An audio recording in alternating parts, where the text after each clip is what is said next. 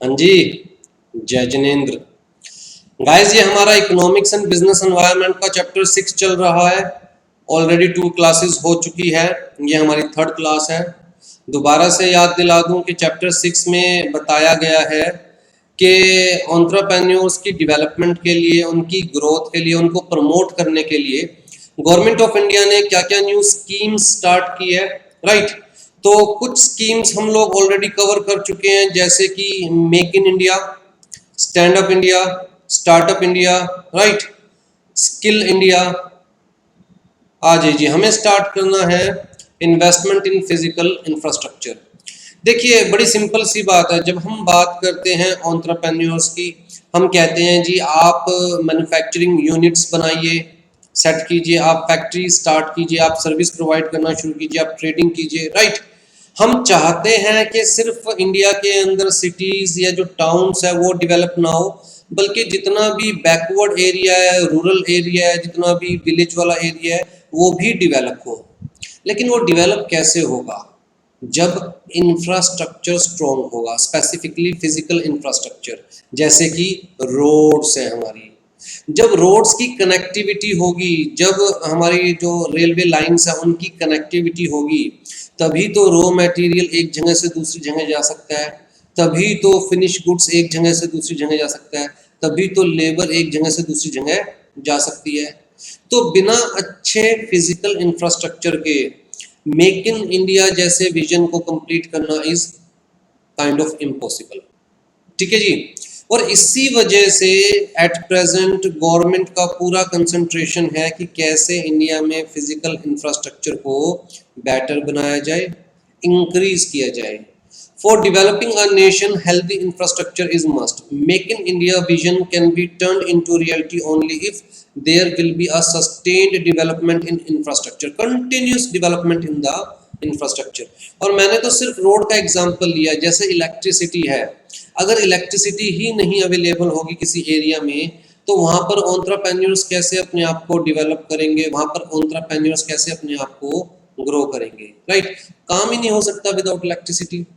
Achieving a manufacturing led transformation, आप चाहते हैं कि हम बनाए चीजों को, मैन्युफैक्चर करें, इंडिया को एक मैन्युफैक्चरिंग हब में ट्रांसफॉर्म करे, तो भैया we have to address the bottlenecks. Bottlenecks का मतलब कि जो सबसे कहते हैं ना कि बोतल का नेक, सबसे भीड़ी जगह जहां पर जाके चीजें रुक जाती है। तो जो ऐसी चीजें हैं, हर्डल्स हैं, जहां पर जाकर हमारी सक्सेस रुक सकती है, हमारी ग्रोथ रुक सकती है, हमारा मिशन रुक सकता है, उनको हटाना, उनको स्पेसिफिकली समझना और उनको दूर करना is most important task. Thus, rising demand for infrastructure facilities, rapid growth in urbanization, bulging of middle class and increasing working age population, ये सारे फैक्टर्स क्या कह रहे हैं? ये सारे फैक्टर्स कह रहे हैं कि भैया इंफ्रास्ट्रक्चर मस्ट बी गुड। अगर इंफ्रास्ट्रक्चर ही नहीं होगा तो सारी मेहनत, सारे सपने, सारे विजन, सारे मिशन, सारी स्कीम सब वेस्ट है, सब ऑन पेपर्स हैं, उनको एक्चुअल में हम लोग अचीव कर ही नहीं पाएंगे, right. Government has started taking initiatives in this direction, increased public spending on infrastructure. In fact, budget he increase कर दिया गया है infrastructure के लिए। Infrastructure के अंदर सिर्फ roads की बात नहीं है, roads है, railways है, irrigation है, electricity है, right? और कुछ areas में तो government ने FDI, last class में FDI समझाया था ना क्या होता है। FDI increase कर दिया up to 100%, मतलब even foreign investors आकर भी इंडिया में वो इंफ्रास्ट्रक्चर डेवलप कर सकते हैं for profit. Development of smart cities is likely to bridge the gap in the infrastructure development in the countries. तो स्मार्ट सिटीज का तो कंसेप्ट आपने काफ़ी सुना होगा, बीच में काफ़ी हाईलाइट हुआ था, और एक्चुअल में हमारे जो पीएम है मोदी जी, उनका सपना है कि इंडिया में कम से कम 100 स्मार्ट सिटीज तो होने ही चाहिए बाय 2025, राइट। तो स्मार्ट सिटीज का मतलब क्या होता है? कहता है ऐसे सिटीज जो कि अपने आप में सेल्फ सस्टेन्ड हो, मतलब वो कंप्लीटली वहाँ पर कंप्लीट इंफ्रास्ट्रक्चर हो, वहाँ पर जीने की सारी सुविधाएं हो, वहाँ पर एजुकेशन फैसिलिटीज हो, वहीं पर ही चीज़ें प्रोड्यूस भी की जा सके, मैन्युफैक्चर भी की जा सके, राइट। तो उन सिटीज को हम कहते हैं स्मार्ट सिटीज, जहाँ टेक्नोलॉजी की कोई प्रॉब्लम ना हो, जहाँ इंफ्रास्ट्रक्चर की कोई प्रॉब्लम ना हो, राइट। तो ऐसे सिटीज को डेवलप करने की कोशिश की जा रही है। यहाँ पर आपके लिए एक MCQ है, डन एंड ब्रैडशीट, मतलब बेसिकली रिसर्च कंपनी है ये। इनके अकॉर्डिंग फिजिकल इंफ्रास्ट्रक्चर के ऊपर जो इन्वेस्टमेंट है वो इंक्रीज की जाएगी बाय फाइनेंशियल ईयर 2025। कितनी हो जाएगी? कहता है टोटल जीडीपी का, इंडिया की टोटल जीडीपी का 10.4% तक इंफ्रास्ट्रक्चर के ऊपर खर्च किया जाएगा, जो कि एट प्रेजेंट कितना है? कहता है 2015 में जो कि सिर्फ 7.5% था जीडीपी का। तो पहले सिर्फ 7.5% जीडीपी का पार्ट, मतलब इतना अमाउंट इंफ्रास्ट्रक्चर पे इन्वेस्ट किया जाता था, जो कि 2025 तक इंक्रीज होकर 10.4% तक हो जाएगी गवर्नमेंट की इन्वेस्टमेंट। तो गवर्नमेंट अपनी तरफ से कोशिश कर रही है इंफ्रास्ट्रक्चर डेवलप करने की, ताकि जितने भी मिशंस है जैसे make in India, startup India, stand up India, इनको एक्चुअल में एग्जीक्यूट किया जा सके, ये सिर्फ पेपर्स पे ना बने। आ जाइए जी, need for entrepreneurship in India. क्या जरूरत है भाई एंटरप्रेन्योर्स की? कहता है जी एंटरप्रेन्योर्स क्या है? Change agent. जो सोसाइटी में रूढ़िवादिता चल रही है, जो पुराने विचार, पुराने काम करने के तरीके चल रहे हैं, उनमें चेंज लाते हैं एंटरप्रेन्योर्स। इनोवेटिव आइडियाज लाते हैं, न्यू प्रोडक्ट्स लाते हैं, न्यू सर्विसेज लाते हैं, बेटर क्वालिटी लेके आते हैं कम प्राइस पर, राइट। तो they are considered as change agent in the process of industrial and economic development of an economy. In a sense, entrepreneurs are the spark plugs who transform the economic scene of an economy। तो कुल मिला के economic scene का मतलब, जैसे हम कहते हैं ना पिक्चर का ये सीन चल रहा है, तो इस सीन में ये दिखाया था। तो किसी भी इकोनॉमी का इकोनॉमिक सीन का मतलब किसी भी इकोनॉमी के डेवलपमेंट वाला, मॉनिटरी डेवलपमेंट वाले सीन को कौन ट्रांसफॉर्म करेगा? कहते हैं एंटरप्रेन्योर्स। कौन ऊपर उठाएगा इकोनॉमी को? एंटरप्रेन्योर्स। तो they are just like spark plug. जैसे कि बिना स्पार्क प्लग के व्हीकल नहीं चल सकता, वैसे ही बिना एंटरप्रेन्योर्स के कोई भी इकोनॉमी ग्रो नहीं कर सकती। The developed countries have more entrepreneurial development as compared to undeveloped countries. Thus, the need for entrepreneurs in India may be captured in the following point. क्यों है इंडिया को मोर एंड मोर एंटरप्रेन्योर्स की need? वैसे तो मैं आपको बता चुका हूँ, एक सिंगल सा सिस्टम है, एक सिंगल सा कंसेप्ट है। अगर मैं अपना काम करूँगा तो मैं सोसाइटी पर बर्डन नहीं हूँ, मुझे जॉब नहीं चाहिए क्योंकि मैं अपना काम कर रहा हूँ, राइट। मैं कुछ ना कुछ नया, कुछ ना कुछ क्रिएटिव सोचूंगा, कुछ ना कुछ बेटर मार्केट में लेके आऊँगा। मैं वही काम तो नहीं करने वाला जो लाखों लोग कर रहे हैं और जिसके अंदर पहले ही मार्जिन नहीं है। तो कुछ अलग से दिमाग लगाऊंगा, टेक्नोलॉजिकल इम्प्रूवमेंट लेके आऊँगा, प्रोडक्ट में इम्प्रूवमेंट लेके आऊँगा, सर्विस बेटर करूँगा, वो भी कम प्राइस पर, ताकि लोग मेरी जो गुड्स है, मेरी सर्विसेज है वो ले, राइट। तो मतलब जो नयापन आएगा मार्केट के अंदर वो एंटरप्रेन्योर्स ही लेकर आते हैं। वो खुद सोसाइटी पे बर्डन नहीं बनते, बल्कि सोसाइटी के लिए एसेट्स बनते हैं। और इनफैक्ट अगर छोटी सी दुकान भी खोल के बैठो तो 2-4 लोगों को तो रखा जाता है दुकान पर, तो मतलब एम्प्लॉयमेंट भी जनरेट करते हैं। तो entrepreneurs promote capital formation by mobilizing the idle savings of the people. अगर मैं कुछ नहीं कर रहा तो भैया मेरे पास जितना भी पैसा है या मेरे नॉन लोगों के पास जितना भी पैसा है वो उठाकर अपने तकिए के नीचे अपनी तिजोरी में छुपा के रखेंगे। वो कैपिटल जो एक्चुअल में यूज की जा सकती है for development of the economy, जो यूज की जा सकती है फॉर प्रोडक्शन, फॉर क्रिएटिविटी, वो कागज के नोट बनकर, इनफैक्ट कागज बनकर तकिए के नीचे या फिर लॉकर में पड़े रहेंगे, राइट। तो जब कोई काम शुरू करता है तो अपनी जेब से पैसे निकाल कर मार्केट में डालता है, वो अपने नॉन लोगों से पैसे उधार लेकर मार्केट में लगाता है। तो मतलब वो जो आइडल कैपिटल है, आइडल पैसा है जो कि बेकार पड़ा हुआ था, वो इकोनॉमी में सर्कुलेट होता है। They create immediate and large scale employment bye establishing small scale enterprises, thus they reduce the unemployment problem in the country. That is the root cause of social economic problem. Unemployment ही तो root कोज है ना। अगर सबके पास employment हो, सबका living standard अच्छा हो, सब कमाते हो, तो अच्छा खाएंगे, अच्छे से रहेंगे, खुश रहेंगे, चोरी चकारी नहीं होएगी, राइट। तो बेसिकली एम्प्लॉयमेंट जितना ज़्यादा जनरेट होगा उतना उस किसी भी इकोनॉमी के लिए बेटर है। और जो एंटरप्रेन्योर्स है, छोटे छोटे वेंचर स्टार्ट करते हैं, वहाँ पर लोगों की बड़ी जरूरत पड़ती है उन्हें। एक छोटा सा ढाबा खोल लिया तो 10-12 लोग चाहिए जी, किचन में भी चाहिए, सर्व करने वाले भी चाहिए, अटेंडेंट भी चाहिए, बाहर सिक्योरिटी गार्ड भी चाहिए, राइट। तो वो लोग अनएम्प्लॉयमेंट को दूर करने में बड़ी हेल्प करते हैं। They promote balanced regional development. क्यों? क्योंकि एंटरप्रेन्योर सिर्फ और सिर्फ हम ये नहीं कह सकते कि सिटीज़ में या टाउन्स में ही वेंचर स्टार्ट करते हैं। बेसिकली वो जो अपने स्मॉल स्केल एंटरप्राइजेज हैं वो जनरली रूरल एरियाज़ में, रिमोट एरियाज़ में, अनडिवेलप्ड या अंडर डेवलप्ड एरियाज़ के अंदर स्टार्ट करते हैं, क्योंकि वहाँ पर सारी फैसिलिटीज़ सस्ती होती है, गवर्नमेंट की तरफ से सब्सिडीज़ मिलती है, जो लैंड एक्विजिशन कॉस्ट है वो बड़ी सस्ती होती है, right. They help reduce the concentration of economic power. जब एक ही बंदा काम करेगा तो सारा प्रॉफिट उसकी जेब में जाएगा, वो बड़ा होता जाएगा, बड़ी कंपनी बन जाएगा, कई हजार करोड़ का प्रॉफिट कमाने लगेगा, लेकिन उसकी जेब में जाएगा। लेकिन जब 100 लोग काम करेंगे तो वही प्रॉफिट 100 लोगों में डिस्ट्रीब्यूट होगा। तो अगर मार्केट में 100 एंटरप्रेन्योर्स हैं तो प्रॉफिट 100 लोगों में डिस्ट्रीब्यूट होगा, मतलब कोई एक बहुत ज़्यादा पावरफुल नहीं बन पाएगा। तो ऐसा नहीं है कि गरीबी और अमीरी का फ़र्क बढ़ता चला जाएगा, बल्कि गरीबी और अमीरी का फ़र्क कम होता चला जाएगा, क्योंकि सबको पैसा मिलेगा। They promote the equitable distribution of the wealth, income and even political power in the interest of the country। भाई जिसके पास ज़्यादा पैसा होगा उसकी बात ज़्यादा सुनी जाएगी, अगर सबके पास पैसा होगा तो सबकी बात सुनी जाएगी, तो इवन पॉलिटिकल पावर भी कंसंट्रेट नहीं हो सकती, सबके विचार इंपॉर्टेंट होंगे कंट्री के अंदर। They encourage effective resource mobilization of capital and skill which might otherwise remain unutilized and idle. They by establishing industries induce backward and forward linkage। अपने सारे लिंकेज, मतलब जिस तरह जो भी हमारे पीछे खड़े हैं उनको हम साथ लेके चलते हैं, जो हमारे आगे हैं उनसे कोशिश करते हैं लिंक बनाने की।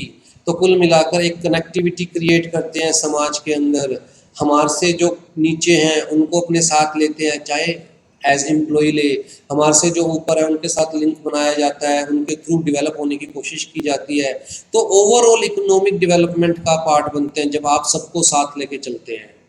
They also promote countries export business, right. तो जितना ज़्यादा हम लोग मैन्युफैक्चर करेंगे उतना ज़्यादा हम लोग एक्सपोर्ट कर पाएंगे, जितना ज़्यादा एक्सपोर्ट कर पाएंगे उतना हमारे पास फॉरेन करेंसी आएगी, जितनी फॉरेन करेंसी आएगी उतने ही हम लोग रिच कंसिडर किए जाएंगे, हमारी इकोनॉमी डेवलप्ड कंसिडर की जाएगी। क्यों? क्योंकि फॉरेन करेंसी ही फॉरेन कंट्री के ऊपर हमारा दावा है। आ जाइए जी, बोटलनेक्स इन एंटरप्रेन्योरियल ग्रोथ। अब भैया किसी भी एंटरप्रेन्योर की ग्रोथ में क्या बोटलनेक्स? बोटलनेक्स समझ में आ गया ना, ये बोटल है हमारी,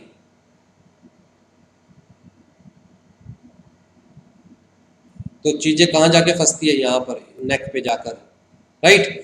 तो कुल मिला के रुकावटें क्या है किसी भी एंटरप्रेन्योर की ग्रोथ में? सबसे पहला इनसफिशिएंट टाइम मैनेजमेंट। देखिए आज की डेट में टाइम इज मनी, सबको पता है, right. Time is the most valuable resource, लेकिन फिर भी बहुत सारे एंटरप्रेन्योर्स टाइम को प्रॉपरली इफेक्टिवली यूज नहीं कर पाते। क्या होता है कि अगर मैं कोई काम स्टार्ट करने जा रहा हूँ, जैसे मान के चलिए मैं कोई कोचिंग इंस्टीट्यूट स्टार्ट करने जा रहा हूँ, या मान के चलिए कि भाई मैं ऑनलाइन कोचिंग की बात कर लेते हैं, ठीक। अब जी मेरे अपने आइडियाज़ होंगे, मेरा अपना काम करने का तरीका होगा, मैं जो काम स्टार्ट करूँगा अपने अकॉर्डिंग स्टार्ट करूँगा। अब जी धीरे धीरे फेल होऊंगा, फिर दोबारा नई चीज़ ट्राई करूँगा, फिर फेल होऊंगा, फिर नई चीज़ ट्राई करूँगा, धीरे धीरे मैं ऊपर उठूँगा। हम लोग क्या करते हैं, हम लोग केस स्टडीज़ नहीं देखते जो ऑलरेडी मार्केट में सक्सेसफुल हैं। अगर क्यों ना हम उनकी हिस्ट्री पढ़े कि उन्होंने पहले क्या किया था, वो किस पॉइंट पर फेल हुए थे, फिर उन्होंने उस फेलियर को कैसे हटाया, वो कैसे सक्सेस की तरफ बढ़े। अगर हम लोग ये डीपली स्टडी करें तो हम वो स्टेप्स लेंगे ही नहीं जो हमें फेलियर की तरफ ले जाते हैं। हम सिर्फ कौन से स्टेप्स लेंगे जो हमें सक्सेस की तरफ ले जाते हैं। कम टाइम में ज़्यादा सक्सेस मिलेगी, राइट। बट एक्चुअल में लोग एनालाइज नहीं करते हैं इस चीज़ को, ठीक है। लोग सोचते हैं कि ये टाइम वेस्टिंग प्रोसेस है। तो एक्चुअल में ये must analyse the business flow matrix, कैसे बिजनेस चलाया जाए, ये वाला क्या स्टेप पहले लिया जाए, क्या बाद में लिया जाए। जैसे पहले मैंने क्या सोचा था कि यार लाइव क्लासेस स्टार्ट करेंगे, अब जी उसके लिए मैंने रिसोर्सेज भी इकट्ठे करे, प्रमोशन भी करी, एडवर्टीजमेंट भी करी। जब बच्चों तक पहुंचा लाइव क्लासेस को लेके तो पता चला कभी किसी का इंटरनेट कनेक्टिविटी का इशू है, कभी किसी के घर लाइट नहीं है, कभी किसी की स्पीड कम आ रही है। तो मुझे लगा भाई that is not possible at present, that is not possible in India. तो बेटर है कि रिकॉर्डेड क्लासेस प्रोवाइड की जाए बच्चों को, जो बच्चा अपनी कन्वीनियंस के अकॉर्डिंग कभी भी देख सकता है। तो इसका मतलब पहले स्टेप पे मैंने जो प्रोसेस फॉलो किया उसके अंदर मैं फेल हो गया, इसीलिए मैं सेकंड स्टेप पे आया। अगर मैं स्टार्टिंग ही रिकॉर्डेड क्लासेस से करता तो मेरा पहला जो स्टेप में टाइम वेस्ट हुआ वो बच जाता, रिसोर्सेज वेस्ट हुए वो बच जाते, राइट। लिवरेजिंग, लिवरेजिंग का मतलब हम कहते हैं ना कि भाई मेरे पास लिवरेज है, एडवांटेज। तो ऐसी टेक्नोलॉजी टूल्स यूज करने चाहिए हमें जो हमें दूसरे के ऊपर एडवांटेज मिले, right. Automation and machine learning, जितना हो सकता है चीज़ों को ऑटोमेशन मोड पे डालना चाहिए, मतलब अपनी इन्वॉल्वमेंट कम करनी चाहिए, ऑटोमेटिकली काम हो जाए, ऐसे सॉफ्टवेयर्स होने चाहिए। इस तरह प्रोसेसिंग की ही बात करूं मैं, तो पहले जो मैं प्रोसेसिंग के लिए सॉफ्टवेयर यूज़ करता था उससे वीडियो प्रोसेस करने में, 1 घंटे की वीडियो प्रोसेस करने में 4 घंटे लगते थे। आज की डेट में जो मैं सॉफ्टवेयर यूज़ करता हूँ 1 घंटा लगता है, 2 घंटे लगते हैं, तो हाफ टाइम सेविंग हो गया, राइट। मशीन लर्निंग, जितना हो सके हमें टेक्नोलॉजी को समझना चाहिए, ज़्यादा से ज़्यादा मशीन्स का यूज़ करना चाहिए, राइट। हाँ जी, McKinsey and company reported that next era of supply chain management will hinge on autonomous vehicles. मतलब जो अगला एरा आने वाला है सप्लाई चेन का, सप्लाई चेन का मतलब क्या है, आपने दुकान पे ऑर्डर किया, कुछ फ़ोन मिलाया, हाँ जी मुझे 10 किलो आटा भेज दीजिए। अब 10 किलो आटा या तो ह्यूमन लेके आए या फिर ऑटोनोमस व्हीकल लेके आए जो अपने आप चलते हैं, ऑटोनोमस व्हीकल। अब तो ये मार्केट में आने लग गया डिलीवरी के लिए, राइट। तो कुल मिलाकर उसके अंदर क्या हमें ह्यूमंस को एंगेज करना चाहिए, या जो काम मशीन से हो सकता है मशीन से करना चाहिए, ताकि ह्यूमंस का टाइम बच सके और वो और इम्पोर्टेंट काम कर सके। And a network of smart programs that can optimize efficiency. Organizational efficiency can be increased by implementing software solutions that break through bottlenecks and boost productivity. तो भैया we must implement technology, we must implement software. अब simple सी बात है, अगर आप किसी McD में गए हो, वहाँ पर आपने अगर मैक पफ खाया हो, तो वो लोग क्या करते हैं, मैक पफ को जब वो मतलब प्रोसेस करते हैं तो वो एक मशीन में डाल देते हैं रो मैक पफ को, और वहाँ टाइम सेट हो जाता है, ठीक है। उस टाइम पर वो स्पेसिफिकली उस टाइम पर उस टेम्परेचर अंदर ऑटोमेटिकली टेम्परेचर को सेट किया जाता है, और उस टेम्परेचर के ऊपर वो मैक पफ प्रोसेस हो जाता है। टाइम खत्म होने के बाद मशीन खुलती है, मैक पफ बाहर निकलता है और वो लोग आपको मैक पफ दे देते हैं।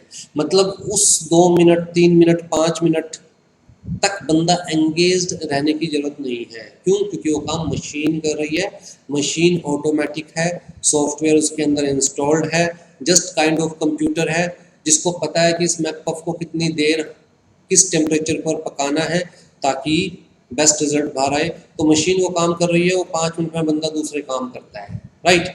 तो उससे क्या होगा, ऑर्गेनाइजेशनल एफिशिएंसी इंक्रीज होगी। अदरवाइज एक बंदा हमेशा मशीन पे खड़ा रहेगा, या फिर वो कढ़ाई में अगर पकाना पड़ जाए तो एक बंदा कढ़ाई के ऊपर खड़ा रहेगा पकाने के लिए, राइट।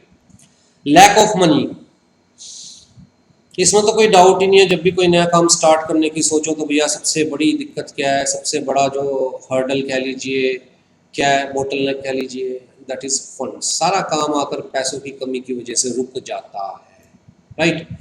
बट इंडिया में फॉर्चुनेटली इतना कम नहीं है पैसा, मैं आपको रियलिटी बताऊं। बस फर्क इतना है कि लोगों को नॉलेज नहीं होती कि हमें पैसा अवेल कहाँ से करना है। देखिए कुछ भी करना है होगा तो सब काम पैसे से ही, पैसे का काम तो पैसे से ही होगा, राइट। लेकिन लोगों को नॉलेज नहीं होती कि भाई हम ये पैसा अवेल कहाँ से करें।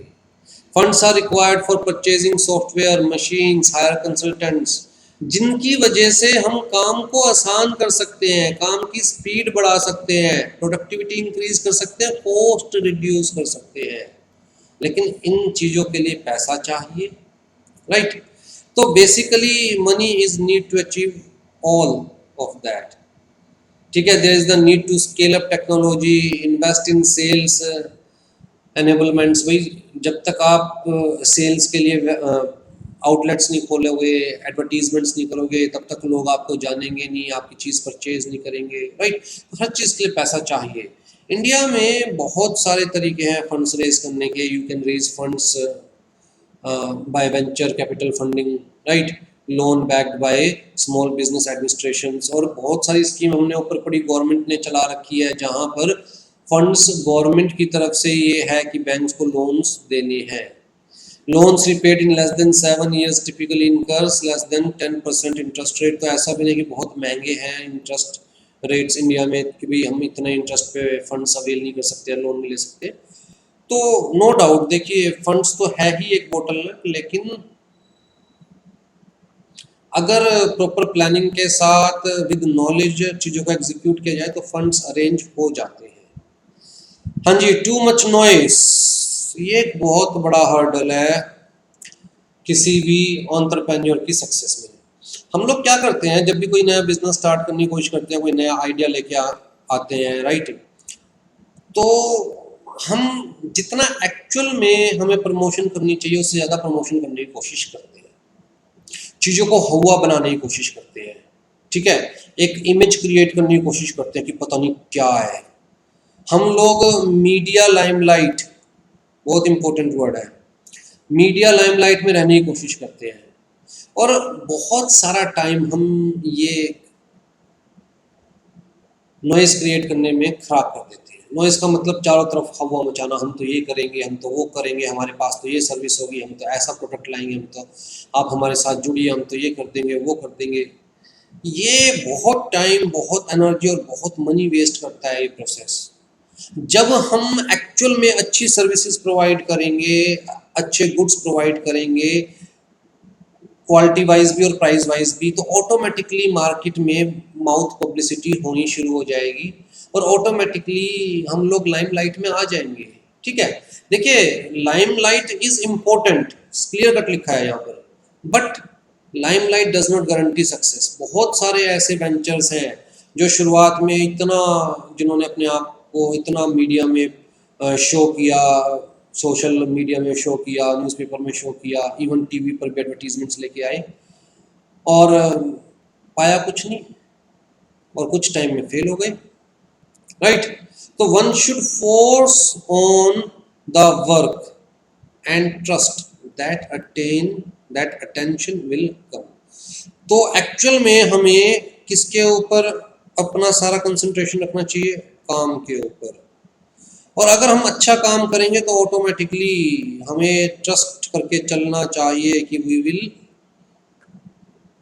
get the attention of the people and media automatically, right? Put out a great product, be rigorous about clearing one's path to growth।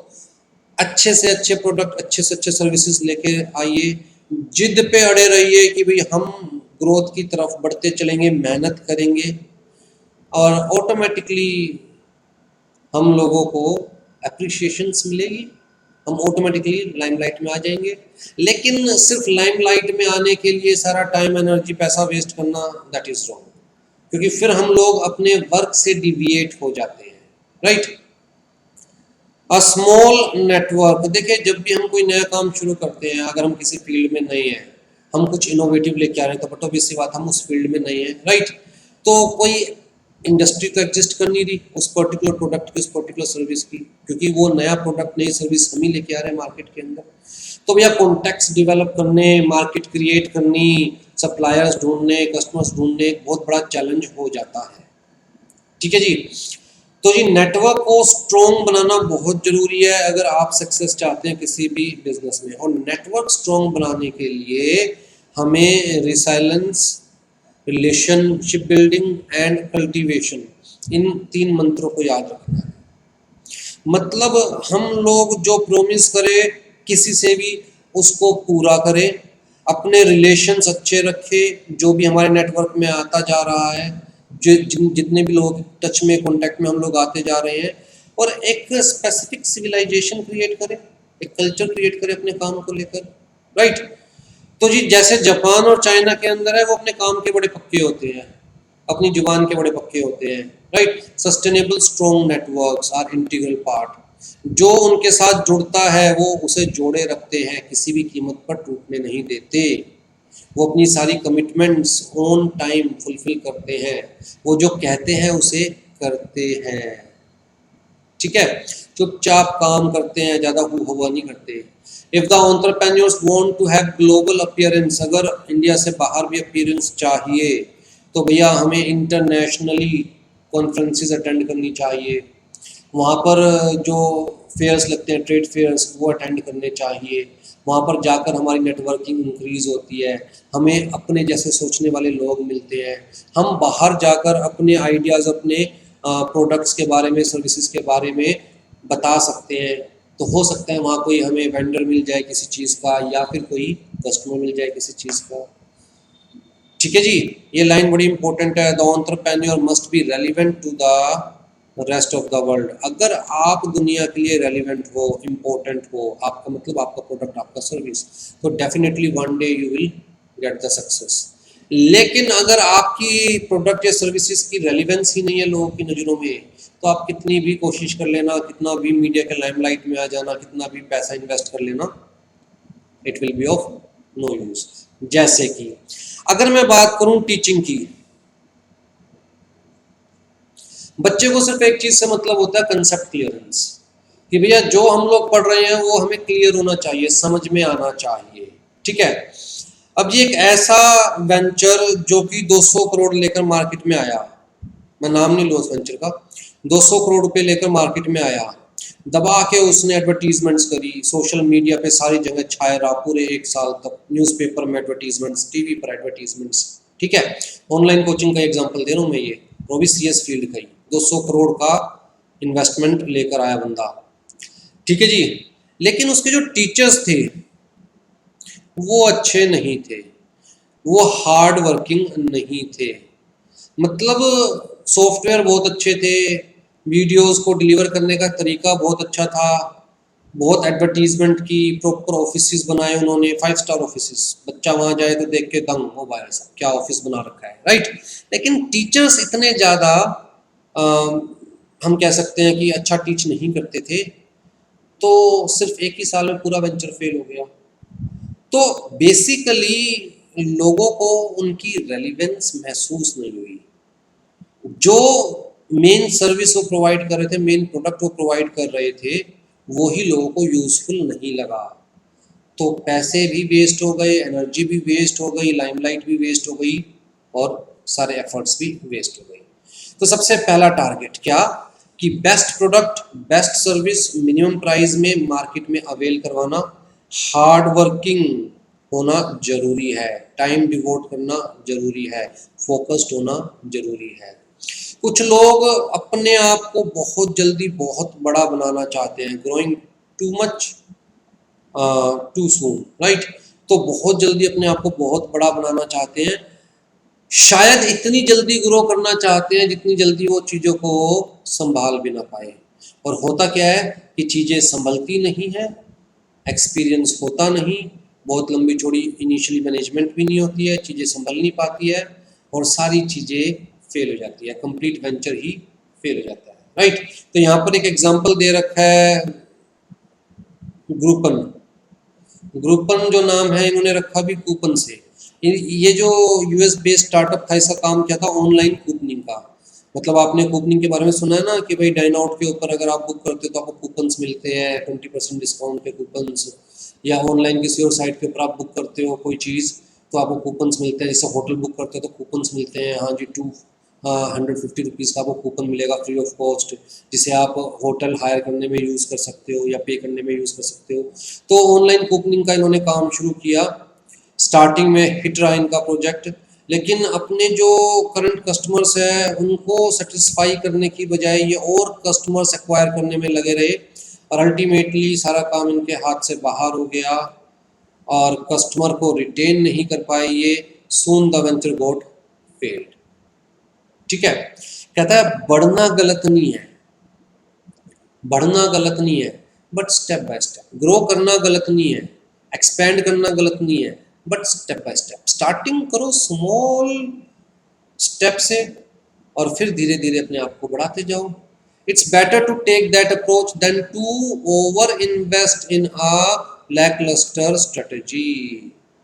तो ऐसी स्ट्रेटेजी जिसका कोई आउटपुट नहीं आने वाला या जिसमें आप खुद उलझने वाले हो, ऐसी स्ट्रेटेजी में इन्वेस्ट करने का कोई फायदा नहीं है। धीरे धीरे स्टेप बाय स्टेप चलते हैं ना, शुरुआत में प्रॉफिट कम होगा, लेकिन जो कस्टमर आपके साथ रिटेन रहेंगे वो तो कम से कम आगे तक रिटेन रहेंगे। अगर करंट कस्टमर रिटेन रहे तो धीरे धीरे नए कस्टमर्स और भी जुड़ते जाएंगे, धीरे धीरे ऑटोमेटिकली एक्सपेंशन होती जाएगी और आप चीज़ों को संभाल भी पाएंगे। एकदम से आपके ऊपर लोड नहीं आएगा चीज़ों का। टेकिंग टू मच लोड, अब ये बड़ी कॉमन हर्डल है ग्रोथ में, एंटरप्रेन्योरशिप में। मेरे साथ तो सबसे ज़्यादा है ये। ऐसा लगता है ना एंटरप्रेन्योर को, यार हमारा आइडिया है, हमारा वेंचर है, हम ही सारी चीज़ें बेस्ट वे में कर सकते हैं, कोई दूसरा हमारा काम बेस्ट वे में नहीं कर सकता, जैसा हम कर सकते हैं वैसा कोई दूसरा नहीं कर सकता। तो उस चक्कर में लगता है कि भैया चलो एडवर्टीजमेंट भी खुद ही करेंगे, टीचिंग भी खुद ही करेंगे, नोट्स भी खुद ही बनाएंगे, बच्चों से बात भी खुद ही करेंगे, सब कुछ खुद ही करेंगे। भैया है तो एक दिन में 24 आवर्स, काम करने की भी हर माइंड की, हर बॉडी की एक लिमिट होती है।